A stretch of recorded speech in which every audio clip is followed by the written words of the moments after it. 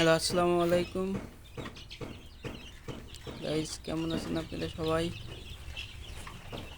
আজকে আমি মুরগিকে গাম্বুরা ভ্যাকসিন ডোজ দিলাম। মুরগিগুলো অনেক সুন্দরভাবে খাচ্ছে, অনেক ভালো লাগতেছে।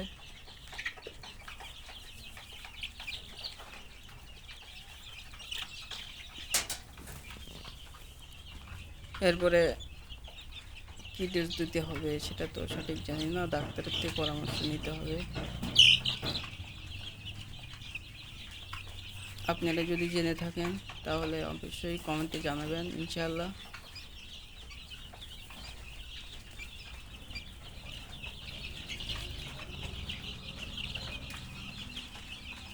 দেখেন গাইস,